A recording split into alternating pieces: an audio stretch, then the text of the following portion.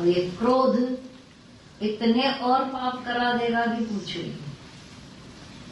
मार काट खून रेजी जितना कुछ, द्वेष नफरत क्रोध की वजह से। और लोभ फिर आ जाता है, कामना पूरी हुई नहीं कि लोभ शुरू हो जाता है। लोभ मनुष्य को इतना घेरे रहता है। तो पाप का मूल क्या है? पाप का बाप लोभ, अहंकार, इच्छा, क्रोध। अगर तुम अभी भी खुश नहीं हो, हैप्पी नहीं हो, कोई ना कोई चाहता है और अशांति माना क्रोध है, घेरे रहते हैं। तो टोटल देवी संपदा वाले नहीं हुए, थोड़े थोड़े आसुरी हो जाते। तो झट से उसे अपना जान तो छुड़ाओ, जिंद छुड़ाओ। जो चिंता होती है, ख्याल होता है, तो काम क्रोध तथा लोभ ये 3 प्रकार के नरक के द्वार। अगर ये 3 मैंने अपने पास रखे तो नरक में जाने की जरूरत नहीं, वहीं बैठे नरक। क्रोधी नरक में जाता नहीं है, तो एक अकेला क्रोधी नरक में बैठा है, और कामना वाला और लोभ वाला डबल नरक, ट्रिपल नरक। जो मुक्त होता है वो नहीं समझने लगता है, नहीं वो। हाँ बिल्कुल। अनात्मा का उसका यहाँ अंदर ही देखे, न स्वर्ग न नरक, न वैर न द्वेष न खार। शर्त है जी। हाँ एक मिनट की इच्छा डेवलप हुई तो थोड़ी डेवलप हुई। हाँ तो ना अंदर में से चिड़चिड़ापन आ गया, पूरी नहीं सब वो इतनी इच्छा थी करे इन्होंने सजो मना के फील कर दिए, तो उसको उसी टाइम खत्म कर दिया और रिलैक्स। ये हुआ ऑब्जर्वेशन। इसको जो जी लेते हैं, देख लेते हैं, तो आगे की सभी इच्छाओं से भी मुक्त हो सकते, पाप सच्चाई है। तो ये जो अपने अंदर का, अच्छा आत्मा का नाश करने वाले एक लेयर तो बड़ी आ जाती है ना व्यक्ति को दुखी करने वाली। तो जैसे है तो जीवात्मा, जीव को घेरे रहे, हाँ, तथा उसको अधोगति में और नीचे कीट पतंग गंदगी की तरफ और ले जाते, गटर का कीड़ा बना देते उसको। अतः तीनों को त्याग देना चाहिए। अब मैं त्याग बिना गुरु के छोड़ सकते हैं? हाँ, ये हुआ 21 पूरा इसका पूरा हो जाएगा। वो तो हो जाएगा, भले पढ़ लो। हाँ हे अर्जुन, इन तीनों नरक के द्वारों से मुक्त पुरुष अपने कल्याण का आचरण करता है। इससे वह परम गति को जाता है, अर्थात मुझको प्राप्त हो जाता है। अपने उद्धार के लिए भगवता ज्ञान अनुसार बरतना ही अपने कल्याण का आचरण करना है। कोई जाग जाते हैं तो अपने उद्धार के लिए भी तो सोचते हैं, खा भी लिया, पी भी लिया, ये भी कर लिया, फिर भी तो दुख सुख तो लगा हुआ है। जिस मजे के लिए हमने किया वो मजा तो नहीं मिला, समथिंग एल्स। हर एक के अंदर फिर आता है समथिंग एल्स। तो वही कहाँ से मिलेगी? चलो सत्संग में, वही गुरु के द्वार ही मिलेगी। जैसे काम क्रोध नरक के द्वार है, ऐसे गुरु का संग वैकुंठ का द्वार मिला देता है। तो चले गुरु के पास। तो ऐसा ही जब आ गए गुरु के पास, इन तीनों नरक के द्वारों से मुक्त पुरुष अब हो गए मुक्त, तो कल्याण का आचरण करते, फिर चढ़ते जाते ना, ये भी नहीं वो भी नहीं। अब सावधान है तो वो बातें पहले वाली नहीं करेंगे, तो पहले करते थे। इससे वह परम गति को जाता है। अर्थात मुझको प्राप्त, परम गति मुझ में है। आत्मा में आना ही परम गति है। आत्मा को अपने स्वरूप को पहचानना कि हु एम आई। सारा दिन रट्टा मारो हु एम आई, छलक कर आंसर आ जाएगा। सच्चाई जानो। तो यही है अपने उद्धार के लिए भगवत आज्ञा अनुसार बरतना ही अपने कल्याण का आचरण। अब भगवान की आज्ञा क्या है?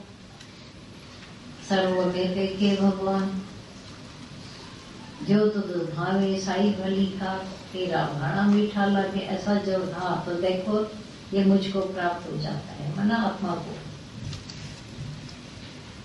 जो पुरुष शास्त्र विधि को त्याग कर अपनी इच्छा से मनमाना आचरण करता है, वह न सिद्धि को प्राप्त होता है, न परम गति को और न सुख को ही। सत्संग में आ गए, सत्संग के नियम पता है। अब अपने ढंग से जियोगे, थोड़ी देर के लिए तो सुख, पर परमानेंट सुख नहीं आएगा। और जो इस आज्ञा में रहते हैं, सत्संग की आज्ञा में, परमात्मा की आज्ञा में, नमो, ये अंदर की खुशी क्यों आई है सबको? कैसी आई है? जितना किसी ने परमात्मा को आगे रखा होगा, माना होगा। और एक कायदे हैं सत्संग के, परमात्मा के कायदे भी तो हैं। उनके अनुसार रहते हो सुखी, उनसे अगेंस्ट जाते तो दुखी। अब भगवान का कायदा क्या है? सर्व में मेरे को देख कर तुम खुश हो जाओ, प्रेम कर। हमने नहीं माना, द्वेष किया, नफरत की। अब परम गति मिलेगी, शांति मिलेगी, खुशी आएगी? नहीं, अंदर झगड़ा ही झगड़ा बना रहेगा। परम गति तो दूर, ये जीवन भी दूभर हो जाएगा, बेकार हो जाएगा। इस लाइफ में भी जीना पसंद नहीं आएगा, मरे जाकर। क्यों बनाई हे भगवान, तुमने ऐसी दुनिया क्यों बनाई? अधूरी सधूरी दुनिया बनाकर 19 ऊंट वाली दुनिया बनी है, याद रखना। 19 ऊंट है दुनिया, 19 कैमल। तो 19 बना सकता था, 20 भी बनाता था। क्यों अधूरी बनाई? अपनी गुरुओं की महानता करानी थी, अवतारों की महानता करानी थी कि वो मेरे से बढ़कर हैं, जो तुमको इस पूरे माया का रहस्य बताएंगे, बुद्धि सुलझा दी। पहली मैंने रखी है, खोलेंगे वो। और जब कोई महान समझो अवतार का प्रकट होना हमारे लिए होता है, तब हमारे कितने संशय भ्रम शक शुभ्रे, क्यों वो एक ऊंट और डालना सिखा देता है। वो 20 ऊंट का तो कोई झगड़ा नहीं है, सच्चाई है। ये जब तक नहीं डाला शांति नहीं। और ये 20वां ऊंट पहले ही डाल दो।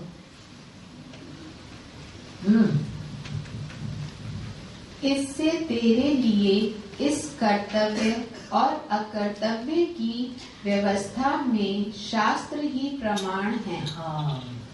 ऐसा जानकर तू शास्त्र विधि से नियत कर्म ही करने योग्य है। कोई तो आईना चाहिए। जो महान संतों ने, महापुरुषों ने मेहनत करके जो हमारे लिए लिखे, तो उसके अनुसार उलझ जाते हो। अभी हमारे को कुछ सब कुछ तो याद नहीं रहता है, तो लिखा हुआ पढ़ लेते हो, चाहे भजन हो चाहे ज्ञान हो। ऐसे ही शास्त्र आज्ञा क्या है, अगर जान गए और अकॉर्डिंग चलते, झगड़ा करते, मनमानी करते हैं, काम क्रोध लोभ मोह में पड़े हैं, सुबह उठे देरी से भी क्या किया पता नहीं। आप लोगों का तब तक आधा दिन हो जाता है, जब तक उनकी सुबह चिड़चिड़, गिले, कहती, खटर पटर, चिल्लाना, वो अभी आप लोग नहीं करते हैं? कर पाओगे?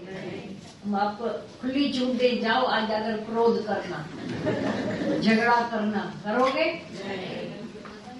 हाँ, इसीलिए तो भगवान ने बोला अज्ञानी अपने स्वभाव के अधीन तो ज्ञानी भी अपने स्वभाव के अधीन। ये वह 16वें अध्याय का भी 9वें को कुछ तो करना पड़ेगा। आज तो इसको 9वें को पूरा करें। बड़ी तो वठी छाते हो तो सर हाँ वो तैयारी करे छॾियूं हाँ 9वें के जो 13वें श्लोक है ना, हाँ तो पहले दूसरे तीसरे का ही बोल दिया उसने। ओके भाग वाला पहले हाँ हाँ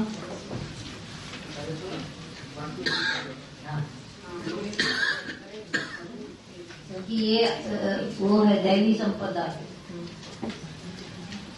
परंतु हे कुंती पुत्र, दैवी प्रकृति के आश्रित महात्मा कहाँ जन। से कौन सा 9वें का 13वां होने का टेमा पढ़ रहे हैं। ओके ओके ओके हाँ हाँ। परंतु हे कुंती पुत्र, दैवी प्रकृति के आश्रित महात्मा जन मुझको सब भूतों का सनातन कारण और नाश रहित अक्षर स्वरूप जानकर अनन्य मन से युक्त होकर निरंतर भजते हैं। इसको फिर 16वें अध्याय के 1 से 3 जो रह गया था। श्री हाँ हाँ ये है। परंतु हे कुंती पुत्र, सीधा अर्जुन भी कह सकता था, पर वो कुंती भी तो प्यारी थी, बुआ थी उसकी अपनी। हे कुंती पुत्र, और थोड़ा आप भी किसी को और नामों से पुकार उनको खुशी होगी। हाँ हाँ हे कुंती पुत्र, दैवी प्रकृति के आश्रित महात्मा जन। अगर आपके अंदर अभी देवताओं के लक्षण आ गए तो आप महात्मा हो। महात्मा जन मुझको सब भूतों का सनातन कारण, जो असुर लोग नहीं मानते हैं, बोलते ऐसी ही दुनिया बन गई मर्द और औरत के संयोग से। नहीं, सब भूतों का सनातन कारण माना फाउंडेशन, अधिष्ठान, इसकी वजह से सृष्टि बनी है। ये जगह का पिलर, वो फाउंडेशन आपको नहीं दिखती, फिर भी किन्हीं पर भरोसा करके आपने बोला ना, फाउंडेशन के सिवाय बिल्डिंग खड़ी नहीं हो सकती। झोपड़ियां बिना फाउंडेशन के खड़ी हो जाती, ऐसे तो ऊपर लगा देते, लेकिन महल कभी भी फाउंडेशन के सिवाय नहीं बनी, जगह बड़ी। ऐसे ही ये असुर लोग समझते हैं, ऐसे ही दुनिया हो गई जैसे झोपड़पट्टी वाले लोग हैं असुर। पर भाई ये जो इतना बड़ा कुछ बना है, बिना भगवान के बना हो। हाँ भगवान है, भगवान है, भगवान तो इस सब भूतों का सनातन, ये जो खड़े हैं। आप जब कई बार लगता है ना, जानवर ऐसे जाते हैं, मनुष्य ऐसा है, दो पांवों के आश्रय चल रहा है, सारा का सारा 5-6 फुट का, कैसे दौड़ रहा है, भाग रहा है, चल रहा है। कौन सी शक्ति उसको चला रही है, चला रही है नहीं। आप खड़े हो जाओ तो धरती का ग्रेविटेशन पावर ही उसको खींच कर गिरा देगी, पर नहीं गिराता है। ये क्या महाशक्ति है जो उसको खड़ी करके, लेविटेशन पावर, ग्रेविटेशन है, ये ऊंचे तरफ जाने वाला पावर आपको खड़ा करता है।